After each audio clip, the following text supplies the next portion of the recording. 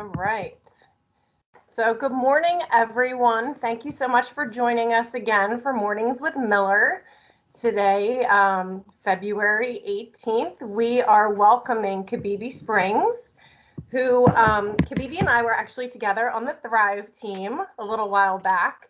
She is one of our workplace well-being knowledge leads. She covers the East and New York City. So we are lucky to have her. She is an IO psychologist and PhD candidate specializing in rest and recovery research as it pertains to well-being and technostress. And she has a background in relationship science and positive psychology consulting and coaching. And I actually attended this presentation a couple weeks ago that she did, Lighted Up Human-Centric Lighting for Optimal Wellness. And I thought it was so interesting. I wanted to get her on our Mornings with Miller series. So I am going to stop presenting and turn it over to Kabibi. Thank you so much for that warm introduction. And if at any point my slides stop showing the way they're supposed to, someone please ping me. That has happened a couple of times. So just a brief introduction to my team and the woman who created this presentation, which is phenomenal, Rebecca Horton in the middle there. We all cover different areas of the United States, and we exist to bring the well-being knowledge that is evolving very fast for everyone around the globe to the forefront, and just to kind of pull together all of the pieces that keep us well, especially at work. And this particular presentation on lighting is going to give you some insight as to how lighting meets more than the eye. It's more about than what we can see in a room. This definition of lighting is from the Illuminating Engineering Society of North America, radiant energy that is capable of exciting the retina and producing a visual sensation. When I first saw this, I thought it was part of a poem and not an official definition. It's very poetic, but I think that it definitely speaks to the power of lighting. So just to dive a little bit deeper, light is the portion of the electromagnetic spectrum between 380 and 780 nanometers that evokes a visual response in humans, and it is the only quantity of the physical world that is defined entirely in terms of the human sensory mechanism. And I think that's pretty incredible. It's suffice it to say that all living creatures are governed by light in some form, and it controls our very existence. So today what we're going to learn is an understanding of how the human system processes light. We're going to explore some visual lighting fundamentals, and then we're also going to explore the circadian lighting system fundamentals. And then we're going to discuss some simple causes and well-being solutions if you know anyone or you have circadian rhythm disruption yourself. And then we will conclude with a definition of human-centric lighting overall. So let's start. Sorry, Robin, I'm going to take you out of the view so you're not like all on blast on my screen. Lighting and the path to the retina. So to understand how lighting affects the human system, we really need a general understanding of how it enters the body and it's processed by the body. So it enters through our eyes and hits these photoreceptors on our retinal, which are rods, cones, and what they call intrinsically photosensitive retinal ganglion cells. And the short name for those is IPRGCs. And each of these mechanisms have a light detection that is distinctly sensitive to different spectrums of light.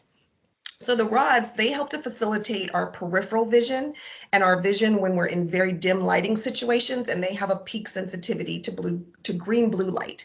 The cones facilitate daytime vision and color perception, and they have a peak sensitivity to green-yellow light. And then those IPRGCs, they demonstrate peak sensitivity to teal blue light, and they're thought to mediate the most effective light on our circadian clock because they are also receiving information from the rods and the cones as well. Now, when light enters the eye, it actually travels through two different pathways.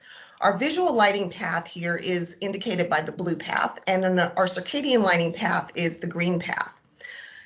Research confirms that as light signals travel along that green route, it's going to what they call the suprachiasmatic nucleus. Bet you didn't know you had one of those. And it is the location of your central mammalian 24-hour circadian clock. And that system synchronizes and functions with all of the peripheral tissues and organs. So we have a brain that processes light for our visual acuity, but we also have a brain that processes and regulates the light for our internal clock. Now, when we think about lighting for visual focus, we often think about task lighting and what that has been. Task lighting is recommended for putting light where we need to see it for very intense focused activities. So that could be reading or other very detail-oriented tasks. And generally acceptable ambient lighting in a room, they maintain an average light intensity of 215 lux on a horizontal work surface. Now, targeted task lighting can provide the necessary amount of light in a workspace so that people can be very productive with their work, but it also helps to not over illuminate the ancillary spaces. So there's a reason why that light is so very targeted. And so these standards for task lighting help to ensure good visual acuity, which also helps to relieve eye strain and to minimize productivity losses from headaches and other pains. Now we're going to send you, if you're into this kind of thing, afterwards Robin is going to send out a one-sheet takeaway that's going to have a couple of apps that will allow you to measure your work surface lux and determine if you're getting enough light in certain spaces. Visual lighting also has something to do with the way that we perceive comfort in a space. So the brightness level in a room will contribute to our perception of spaciousness. And it also has to do with the overall visual appeal and comfort of illuminated spaces. So we've all probably walked into a room where the lighting was really bad. It makes the paint colors look kind of yucky. It might make the room look a little bit ominous. But when lighting is used with some knowledge in mind of how we are perceiving it, it can make a space look bigger. It can make a space look more comfortable as well. And so when we combine that ambient light in a space with good direct task lighting, then we have the best of both worlds. So we're allowed to get good progress and work done while also having that ambient lighting comfort. Now, when it comes to the circadian system, we primarily associate natural solar light with our circadian system. But as we come to understand and more research is done about circadian lighting, there are many human circadian systems products that are going to be introduced into the market, and some of them are already there. But you may start to see more circadian building system lighting, especially in a combination with the well building standards. And so recall that visual lighting is measured in lux, which is the measure of luminous flux per unit area equal to 1 lumen per square meter. Very intense definition there. And that's just the intensity of light that's perceived by the human eye. But the circadian lighting system is different. It has a different pathway that it travels through the brain. And so that lighting is measured in what they call equivalent melanopic lux, or EML. And it's a metric for measuring the biological effects of light on our humans. So how does light affect our well-being overall? Drastically. There are many different ways that light plays a role in our mood, in our perception of spaces, and how we're feeling in our bodies. So here are 4 ways that light plays a role in our circadian system. Whether or not a room is bright or dim has a lot to do with our melatonin production. So we're going to see later on how light either releases melatonin production or suppresses melatonin production. Whether a room is has warm or cool light, that really is directly related to the circadian system, which is maximally sensitive to that shortwave blue light. And so that's what helps to stimulate the circadian system. Then there's also this question of when and how long we have exposure to light. And as we talk about light therapies, this becomes something to consider.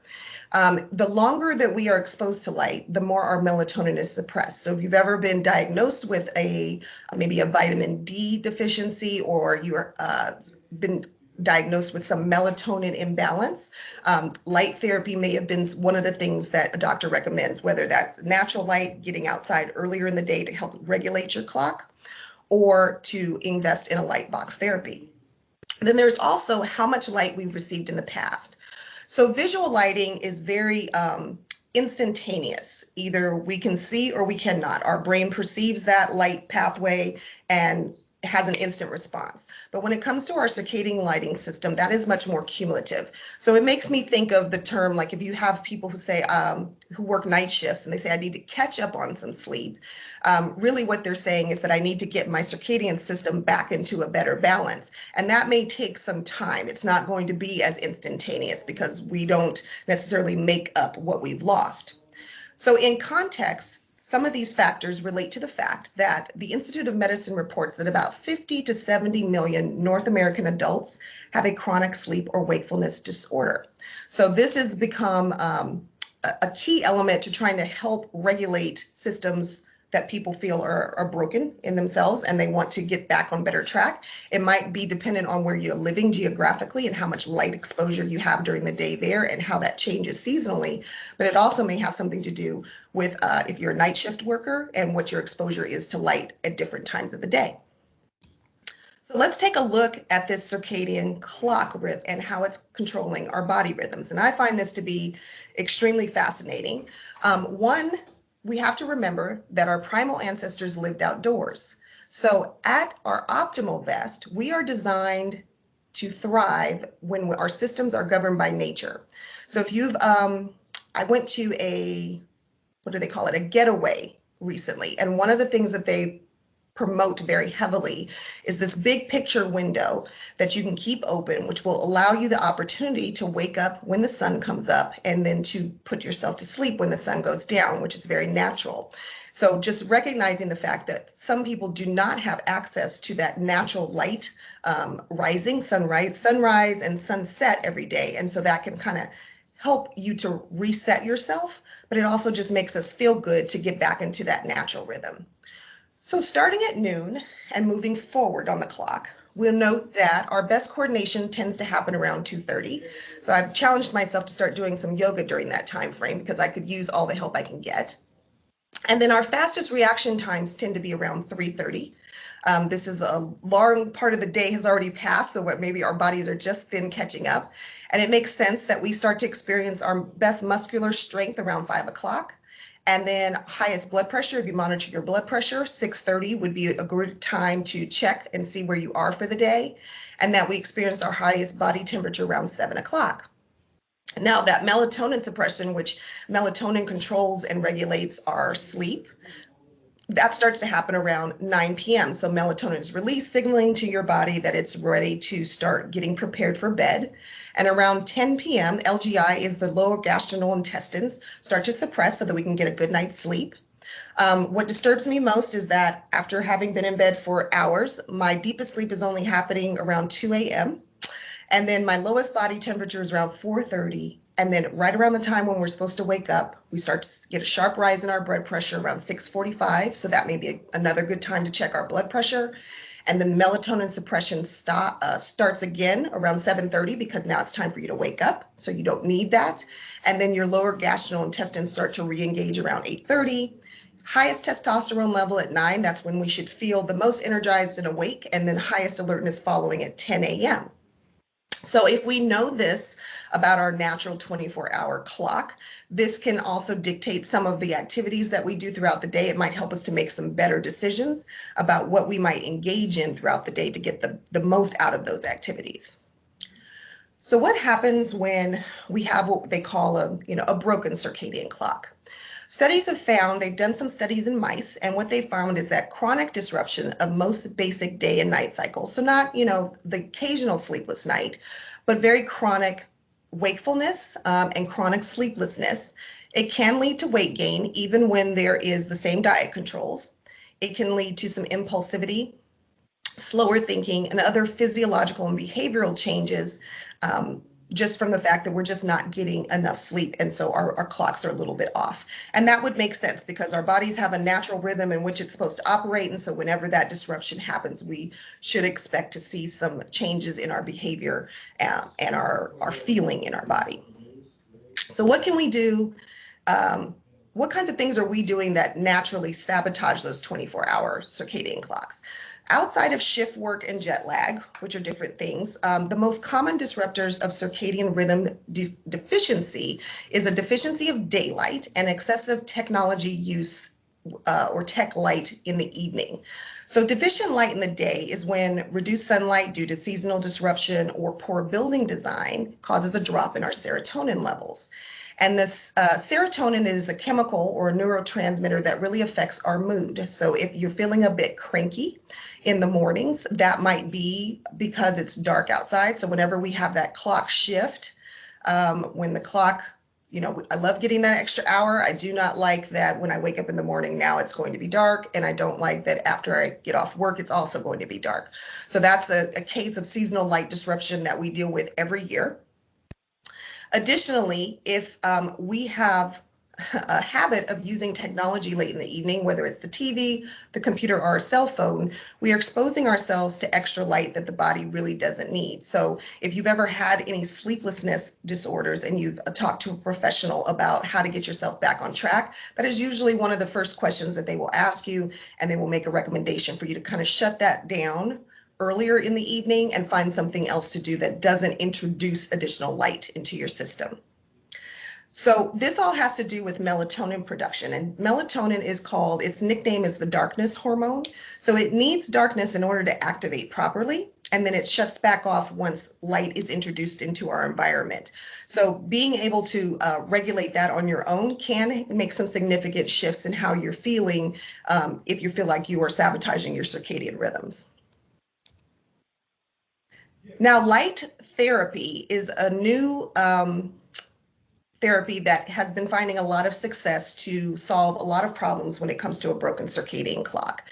These are just some of the things that light therapy is being used to assist with a lot of success. And it doesn't have to do with just sunlight. So what light therapy does is it takes a special light box. It's not just any light box. So if you are thinking about using this as a therapy, you would want to check in with a doctor, have them recommend something that is of high quality. And they're also going to give you a amount of time to expose yourself to that light. So don't self-diagnose in this particular case, because as we know, the circadian system is extremely sensitive to too much light or not enough light. So you do want someone to diagnose what you have going on in particular, and to make sure that you're getting the right amount of supplemental light from this light box therapy that will work for you so that you find some success.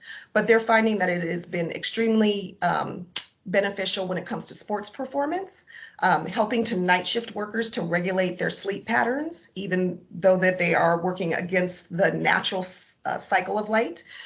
With jet lag, I'm sure we all have our own hack that we use to get over jet lag. For me, it is always, if I'm going to start my day in a city, I prefer to take a red eye, and I sleep very well, so I can sleep on a plane overnight. I prefer to be on the ground and up with the time zone that I'm landing in.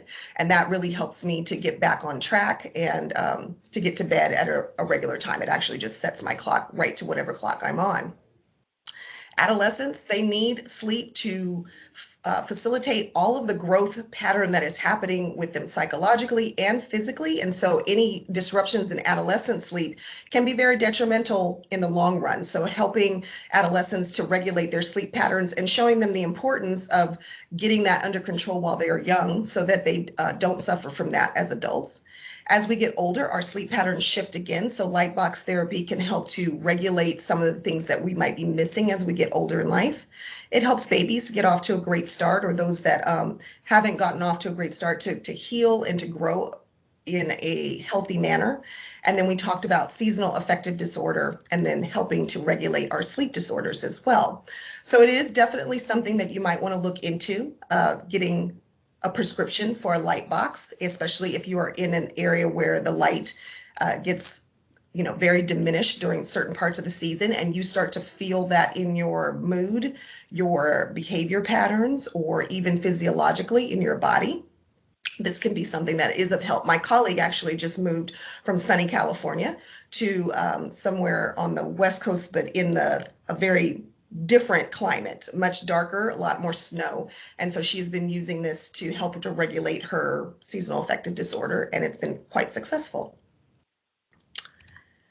We'll close with, when you think about your circadian system plus your visual lighting system and the way that your body is processing light that enters through the eye, it makes sense that circadian lighting is efficient in synchronizing the internal clock, but visual lighting enhances our human performance and comfort. And so we need both of those things. And human-centric lighting incorporates both in a very holistic manner so that we're getting not only the things we need to see and to minimize pain and discomfort throughout the day as we do our work, but we also need that level of light and a balance of light every day to make sure that our circadian system is getting what it needs to operate effectively.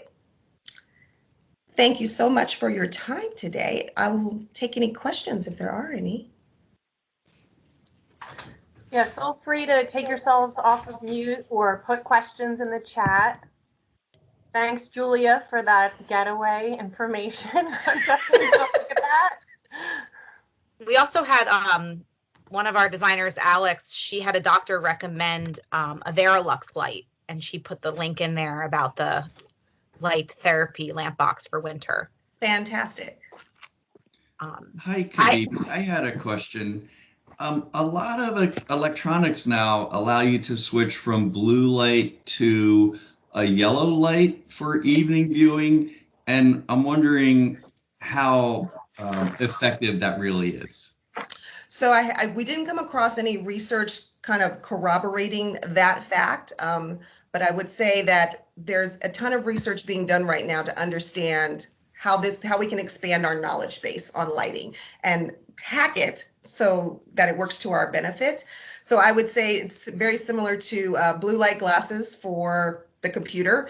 The research doesn't net out overwhelmingly on either side, but it's something to try. And if it works for you, whether it's what do they call it, placebo effect or not, if it's working for you, then I would say go with it until there's more research to support that.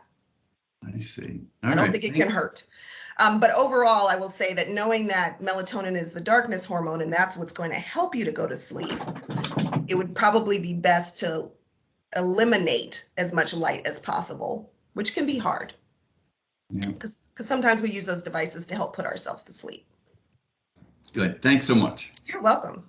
So Melanie from our team actually put a question in the chat, curious about infrared light and wellness benefits. I see a lot of it in Instagram, like infrared saunas and blankets. You know anything about that?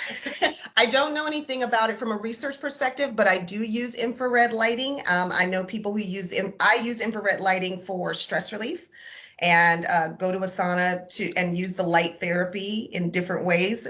Again, could be placebo effect. I feel like when I turn it to purple, I'm getting more wisdom. I feel like when I turn it to green, I'm refreshing my cells. But infrared light for sports recovery there's a lot of research done in that area. And so people who have sports injuries really do rely on infrared saunas to help themselves heal and to recover faster. This is interesting because my boyfriend has an app that, and these special light bulbs that he can change the color in his bedroom. And he does it all the time and I make fun of him. But now I'm like, there's actually something behind each one of those atmospheres or, environments. Yes. They all have a description. I'm going to pay a little bit more closer attention to that now. Yeah, and I think the colors of light has to do with the research around aura, which is a whole different area of research. But yeah. Hey guys, it's Nicole. One thing that I do is on my phone, there's a setting where you can set where it changes to nighttime settings, and I think it goes more to like a blue light setting versus during the day. And if you sleep with your phone by your bed because it's an alarm clock, that's helpful to do. And also turning it to do not disturb so it's not going off with the notifications. Absolutely. Yeah. I also think it depends on the individual as well. So I am not particularly sensitive to light going off in the middle of the evening. However, I did do a little experiment with myself, and I now do not sleep with technology next to the bed. And I can tell you, I have never had more sound sleep, whether it is, just the notion that it may go off, or, if someone sends me a text, even if it's flipped over, I can still see the light go off. And so then that disrupts my sleep a little bit anyway. I think we all have enough sleep disruption at night without adding other things into the mix. I have a firsthand experience with a hospital and a circadian light clock in the room. So the room didn't have any natural light because of where it was basically an addition to this hospital, and it was for it was at CHOP. And what they did for the room was they created now you could do the light however you wanted, but you could set it up so that it would be emulating the light that happens throughout the day, so that because you don't have access to the light, and a lot of it's like it was babies and people who are sick, obviously, and parents who are taking care of babies, it gave you a better understanding of what time of day it is, because it was in a space, it was like a casino. Like, you don't know, what time is it? What's happening? When should I eat? And it's amazing how much light does give you your schedule and Yep. why your schedule feels off because there is no light. But then also knowing that I was up overnight because he was an infant. It was knowing that I could like turn the light on so that I could feel more awake based on, or be like, I'm not ready for that daytime light in the middle of the day because I need to take a nap. So it was really nice to be able to kind of adjust that, but that they came in and that was one of the features of like, this is how we're taking care of wellness here, is that it's teaching the baby sleep, it's teaching you sleep. Like, you have to leave the room, which is another thing you don't want to do. But like, it was a very interesting thing. And the first time I've ever experienced that, and the first time I ever really thought about it. Mhm. So for all of our wellness and healthcare designers, it's such an interesting feature that I'm sure you guys have seen, but I was blown away by it. Yeah, I do. I think that, so Philips, I did buy a circadian clock light, and I bought the Philips light, which Philips makes Hue. And I do perceive that in the future, they will probably come out with Hue bulbs that have circadian adjustments on them so that you can set them to wake you up in the morning. And I actually would love that. The little Philips Hue clock wasn't super successful. I don't know if it wasn't close enough to me, but I didn't feel like I was getting sunlight in the morning to wake me up. It just felt like another lamp in the corner that was lighting up in an odd way. Something's wrong. It's just weird.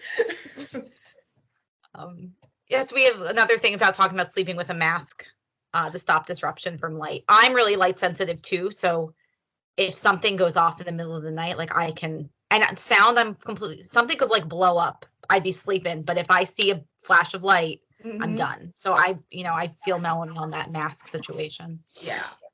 I have to use the mask if I want to take a nap. I just can't go to sleep in the daytime. Yeah. Yeah. This was so helpful. Such an interesting subject. Well, I think it's one of those things that we have more control over than we think. Because if you live in an area where you are experiencing seasonal affective disorder, it can feel a little bit hopeless. But this gives you some sense of control over that dynamic.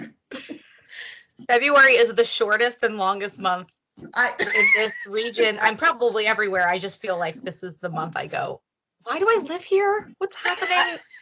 I need to move. That every day. I'm like, February in the beginning of March is tough, and I'm always like, yesterday I was like, I want to move somewhere warm so bad.